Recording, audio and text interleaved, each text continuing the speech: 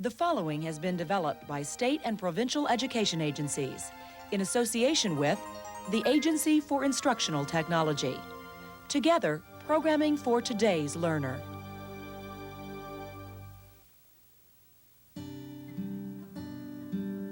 By the time they're in the 5th or 6th grade, many children have already faced pressure to use alcohol and other drugs. A stressful home life, a poor self-image, and peer pressure are some of the factors that can cause a child to make a bad choice. Will some of these lives be threatened by drugs? What can we do to prevent it?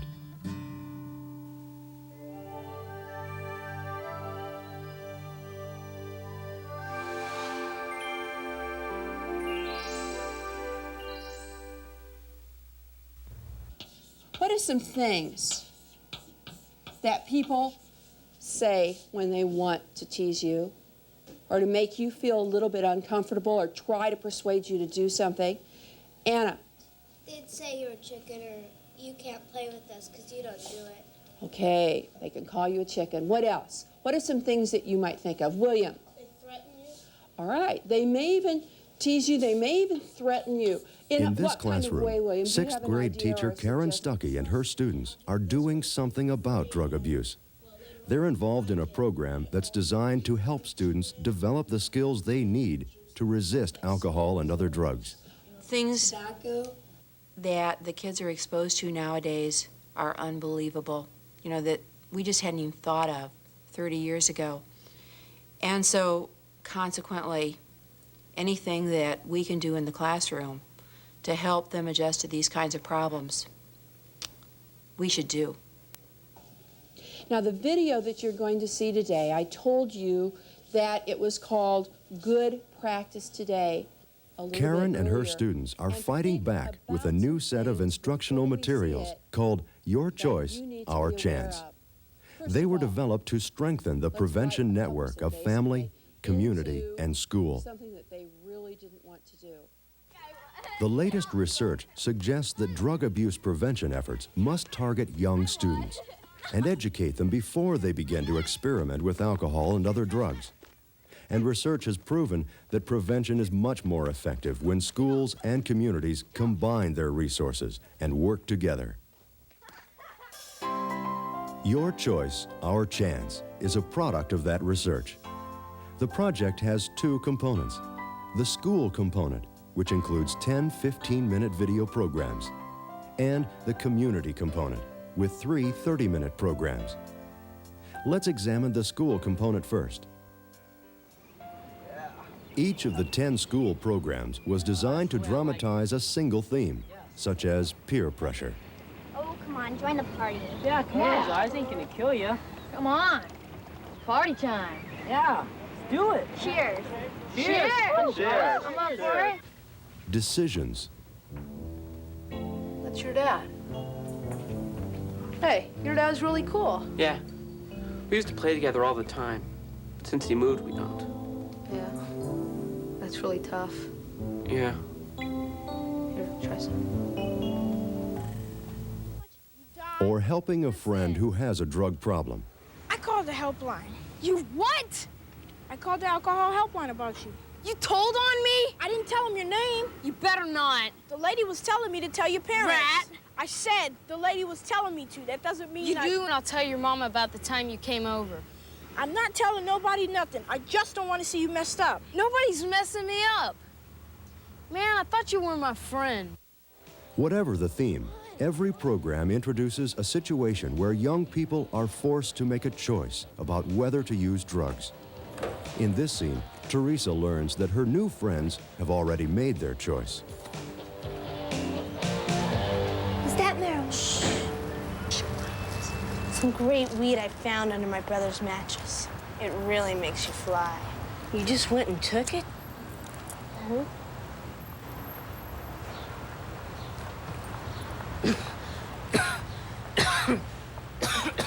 Colleen, I'm sort of getting a sore throat, so maybe next time. Teresa, I think I'm allergic. you always let somebody else make up your mind. You guys don't know what you're missing.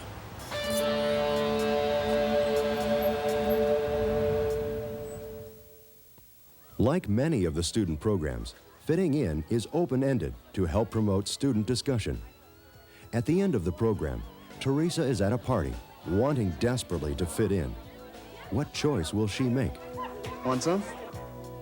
Nothing's that big of a deal when you're high. Come on, Teresa. A friend of mine used to smoke every time she got a bad grade or had a fight with her mom. Whenever anything was wrong. Pretty soon she didn't care what was wrong. She was too stoned to do a thing about it. Teresa? Don't you want them to like you and not some hate? Teresa. I think she's gonna say no, but it was harder for her to do because there were two sides, and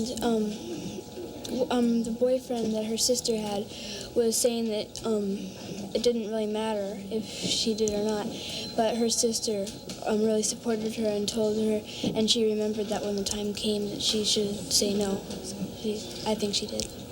Well, I don't think she's gonna take it because of all the things she was remembering of people saying to her. I think she's just gonna turn them down and leave, probably.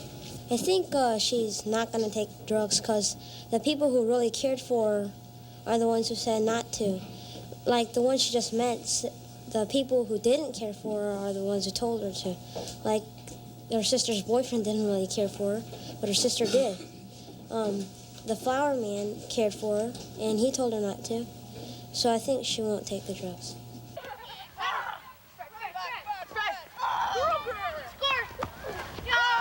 All right! Let's go! In the student video programs, 5th and 6th grade students will see young people like themselves in realistic home, school, and social situations. Hustle it in, guys, come on. Substance abuse is dealt with honestly, never glamorized or sensationalized. No, you've been drinking. Oh, yeah? Smell my breath. Go to bed. Hey, do you want to party? Sure. The emphasis isn't on the tobacco, alcohol, or other drugs. It's on how to deal with the pressure to use drugs. And students learn some healthy ways to deal with that pressure and with stress. It'll just make you feel better. Don't you want to feel good? I don't need that to feel good. Each video program is completely independent. They can be used alone or in any order. All right, well, how come in cigarette ads, look at this, how come all these smiling people don't have yellow teeth? The student programs are designed to motivate, to be springboards for classroom discussion. To be most effective, though, the series requires teacher direction and follow-up. So, along with the 10 video programs in the school component, Your Choice, Our Chance also includes guides for teachers and facilitators. The Teacher's Guide, written by teachers for teachers, has been designed to help integrate the programs into any classroom. It has suggestions for extending and reinforcing the lessons on drug abuse prevention. This extensive guide includes the objectives for each of the video programs, background information, student handout masters, discussion questions, and an extensive list of drug prevention support groups and information resources across the U.S. and Canada. In the back of the guide, you'll also find a chart that cross-references each program with commonly used 5th and 6th grade health textbooks. The Facilitator's Guide is for workshop leaders. Here they'll find suggestions on how to conduct in-service training sessions about the series. The guide also introduces the theories and principles used in the development of the video programs and print exercises. Together, the video programs, Teacher's Guide, and Facilitator's Guide don't form an entire curriculum, but they can be integrated into your existing school programs to reinforce a healthy lifestyle. Even if one has a package program, I think that these could be easily integrated into it because of the concepts, and those specific concepts would almost be found in any drug abuse program. How does Your Choice, Our Chance work in a real classroom? Who can tell me? Does anybody know what this means? What's a peer? Let's take a closer look at how teacher Karen Stuckey used one of the video programs. Here, she leads her class through some questions from the Teacher's Guide that will help prepare them to watch the videotape. Okay, your friends in your age group. Does anyone have anything they would like to add to that? Joe? Friend, anybody that's like, you know, around your age. I mean, like if you were to, someone's 12, you know, 12, 11, probably. Okay. Mona? Partner. A partner, that's an interesting idea. Does a peer always have to be somebody that you know? No. Can it be somebody that you know? Yes. Yes, it can. The video that you're going to see now is one that deals with two boys that are put into a situation where snuff might be used. First of all, see the situation that the two boys are in and think about what might happen at the end, and especially try to figure out how they practiced and what they did in order to try to get themselves out of a very uncomfortable situation in which they had to refuse something. So let's look at the video now.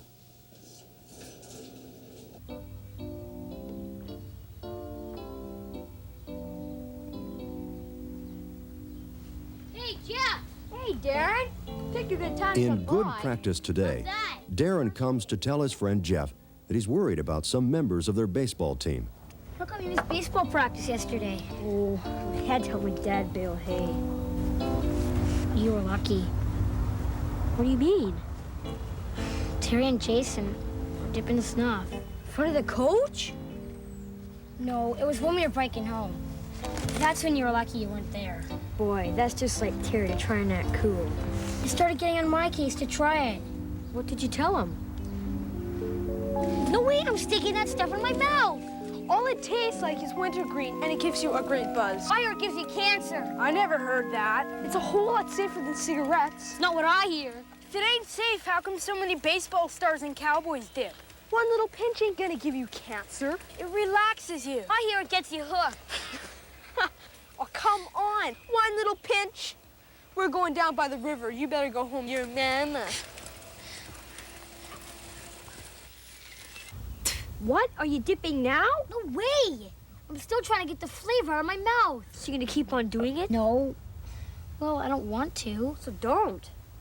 But I don't know what's gonna happen after practice tomorrow. I'll back you up, no problem. Terry says Brett and Tony and Joe are dipping too. Are you kidding? We sure were. Just wait till they get on your case. We'll see how long you can hold out.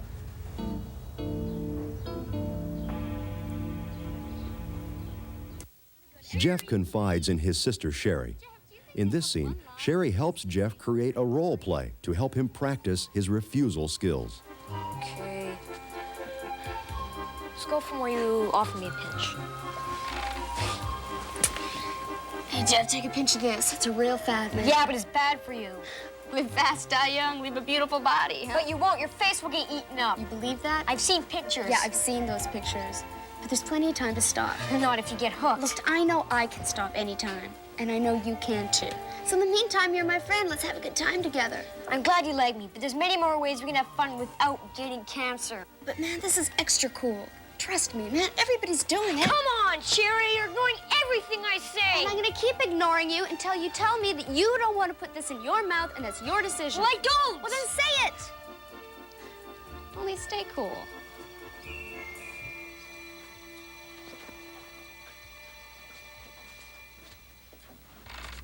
Later, Jeff and Darren practice their refusal skills with another friend. Friends don't have to do everything alike. And you could go on treating on my friends? Yeah, like ask them to do other things. Right. What if they say it relaxes them? Tell them that's because the nicotine is making them jittery in the first place. Hey, Jeff! As the program ends, Jeff and Darren know their friends are about to offer them some snuff. Will their practice help them refuse? You'll see. What's with this? Oh, good practice today, wasn't it? Not bad. I should have slid home. Good practice, huh? You bet.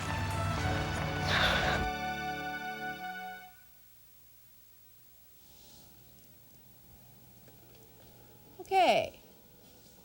Couple of questions about what you just saw. After showing good practice today to her class, Karen Stuckey uses some of the discussion questions in the teacher's guide.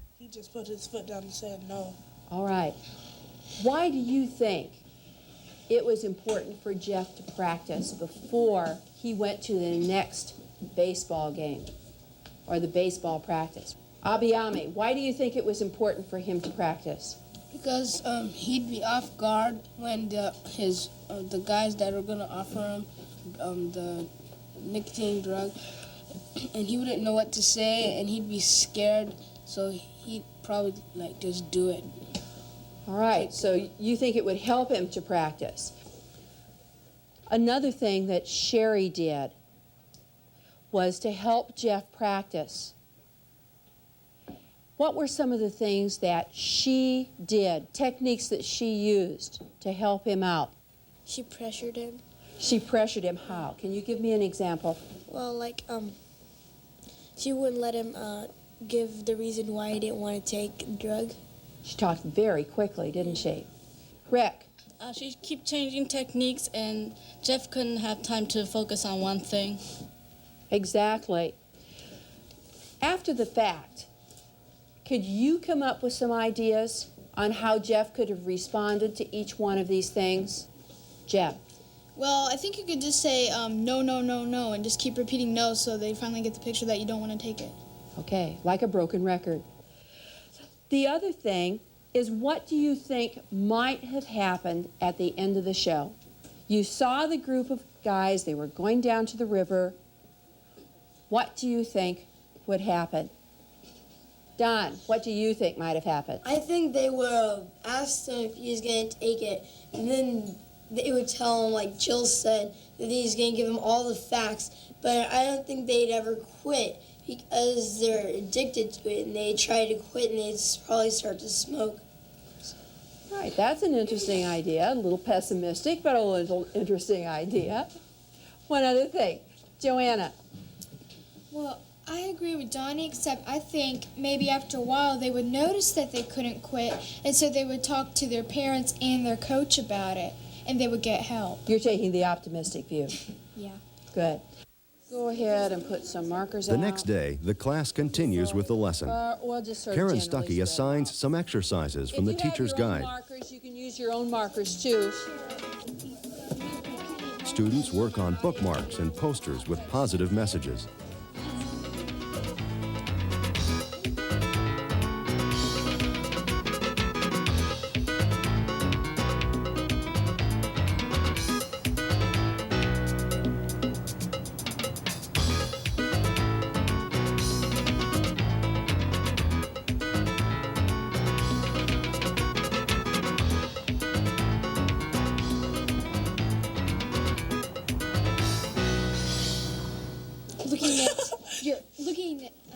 You're doing figures on your calculator, okay? that's Later, students get a chance to perform some of the role plays from the teacher's guide.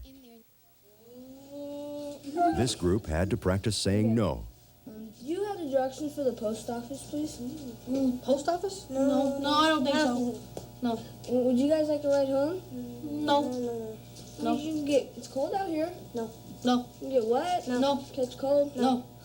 So you don't want to ride home? No.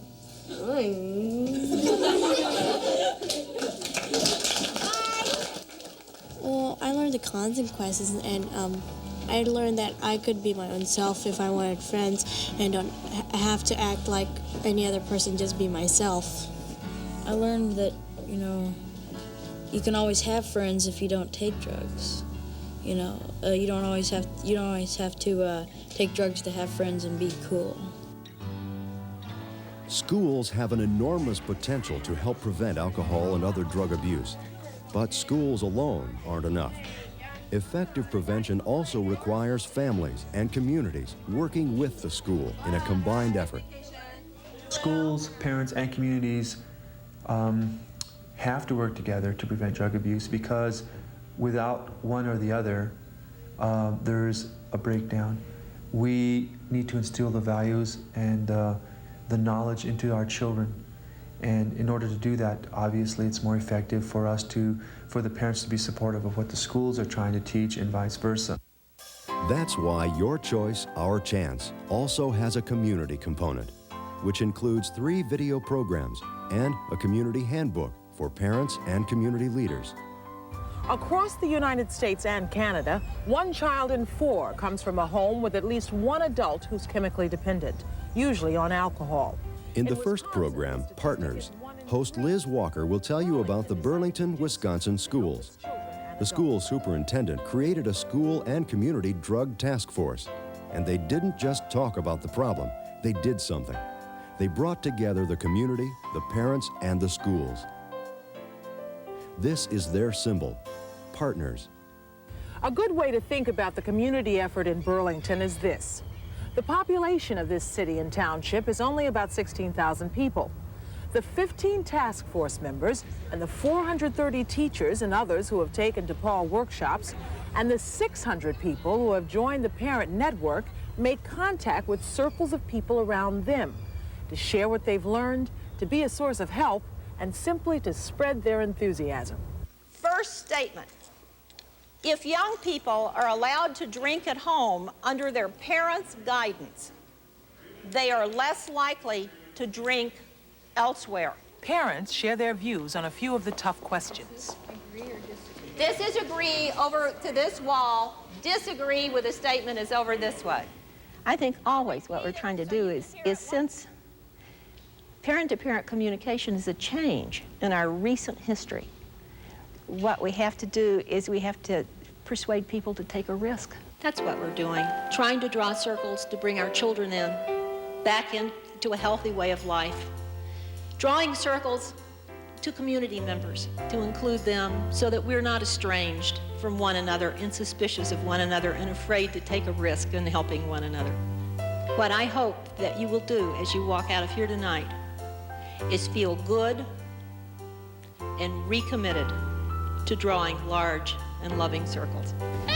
Salinas, California sits in a prosperous agricultural valley, the east of Eden, chronicled by John Steinbeck, whose childhood home is a local landmark. Its 100,000 citizens range from multi-millionaire growers to a legion of migrant and recently settled workers. You find Sunrise House on a busy street a few blocks from downtown. The sign on the front says Crisis Line.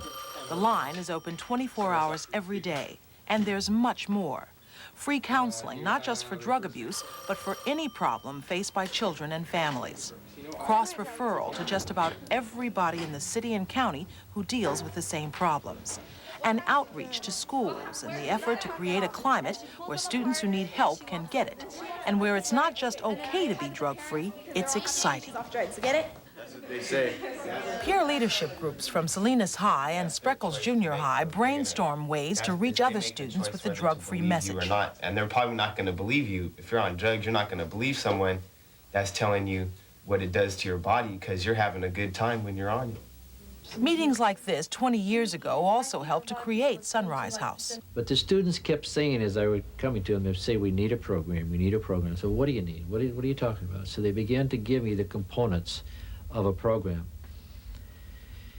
Things like we need a place that's available to us 24 hours a day, 7 days a week.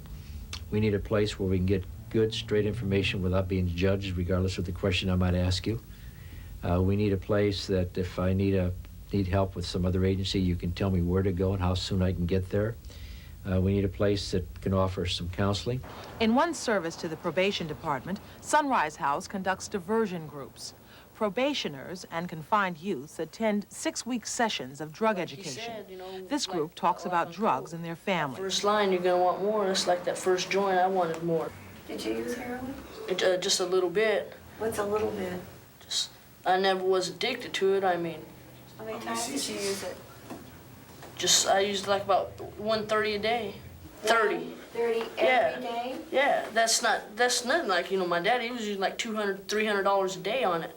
Did you used to do it with your dad? Yeah, that's how I got started. Some people think drugs make you look mature. The El Sal Adapt group presents its drug-free message to an audience of families and school staff. All drugs really are stupid. Try to get them to see that they are somebody. And you can be in control of your life in spite of how messed up your family might be, or the school might be, or your friends might be. You got the power if you believe in yourself, to rise above anything in your environment. Try to help them take that hurdle, to see that. Well, I have the feeling that as a free person, the one thing that free people have is options. And somehow, as you watch people in this whole drug culture, they get to the point where their options are few. They want drugs instead of food. They want drugs instead of everything, instead of relationship, instead of everything. And to a manner of speaking, they sell themselves into slavery. They give themselves over to the drugs. And the drugs are a hard master. In the third community program, you'll see how concerned parents in St. Louis are building connections between families and schools to help cleanse their communities of drugs. We will focus on the critical role parents play in drug abuse prevention, on the connection between parents and schools, and to some degree on how both can link up with community resources. The Sherman Elementary School is one of the most active in St. Louis at linking up with community resources, parents, and drug-free schools programs. Principal Juanita Doggett explains the philosophy. Whenever we speak of Sherman School, we always speak of Sherman School family. That family takes in every child, every parent, every worker in the school building, and our friends in the community. So when you hear Sherman School family, that's just telling you that we have it together.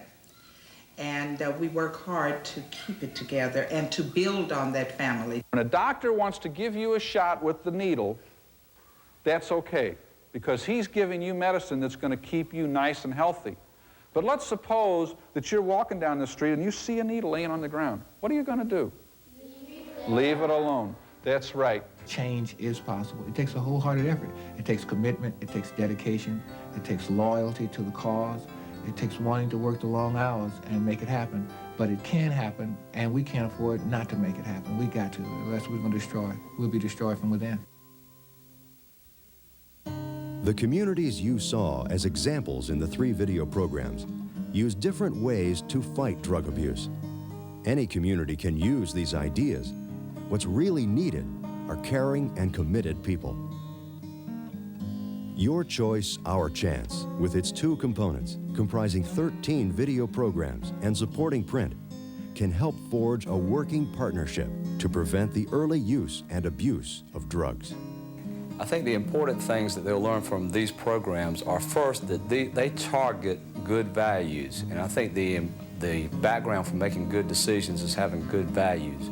They learn that if they have the right tools and if they are confident in themselves, they can make choices which are the right choices. And that is very, very important if you're going to stop children from getting involved in drug use and abuse. Well, they'll learn how to turn down people asking them to do things they don't want to, and to just feel better about themselves when they do. Your Choice, Our Chance was developed by the Agency for Instructional Technology, State and Provincial Education Agencies, and Health and Welfare Canada.